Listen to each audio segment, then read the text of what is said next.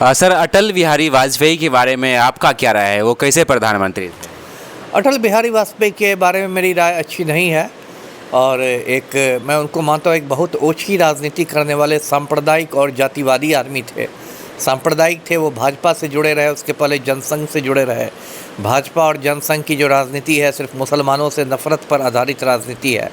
तो एक सांप्रदायिक पार्टी में रहे, जातिवादी आदमी थे, उनको ब्राह्मणों के अलावा कोई दिखता ही नहीं था। वो प्रमोद महाजन नाम के एक ब्राह्मण को अपना उत्तराधिकारी बनाना चाह रहे थे।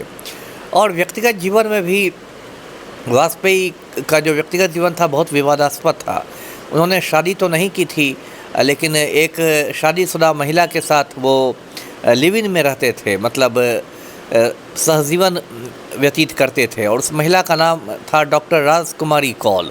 जब अटल बिहारी वाजपेयी मध्य प्रदेश के ग्वालियर में पढ़ते थे कॉलेज में, तो ये राजकुमारी कौल उनकी क्लासमेट थी और दोनों में प्रेम बढ़ा। लेकिन बाद में डॉक्टर राजकुमारी कौल की शादी एक दूसरे व्यक्ति से हो गई।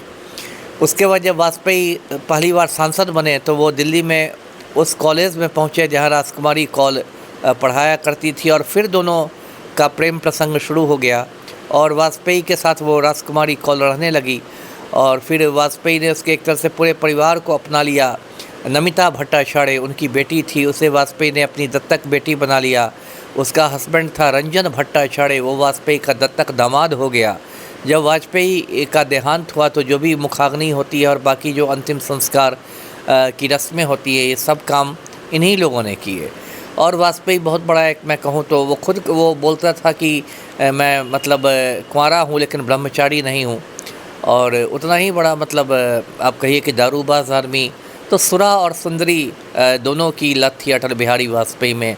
लेकिन हमारे देश का जो एक मनुवादी ब्राह्मणवादी मीडिया है, उसने अटल जी करके उसका एक बड़ा मतलब महान व्यक्तित्व उसको बना दिया। जी सर, उन्होंने अच्छे अच्छे काम भी तो किए, एकदम हिंदुत्व को आगे ले गए, मेडिकल कॉलेज, साइंस कॉलेज। नहीं, मुझे तो कोई अच्छे काम नहीं नज़र आ रहे हैं। उल्टे उन्होंने पुरानी पेंशन व्यवस्था समाप्त कर दी और बहुत पेंशनधारियों को उन्होंने मुसीबत में डाल दिया। और मैंने कहा कि पूरी जो उनकी सरकार थी वो सिर्फ एक ब्राह्मणवादी और सांप्रदायिक सरकार थी वाजपेयी की। इसलिए 2004 में उस सरकार को उखाड़ के फेंका गया और फिर डॉक्टर मनमोहन सिंह प्रधानमंत्री बने। जी सर, उस पर अय्याशी का भी आरोप लगता है।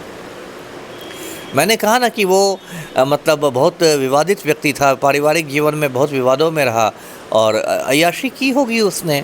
मैंने कहा ना, वो खुद कहता थे कि मैं कुंवारा हूँ लेकिन ब्रह्मचारी नहीं हूँ। तो एक तरह से ये तो एक अय्याशी की स्वीकारोक्ति है। जी।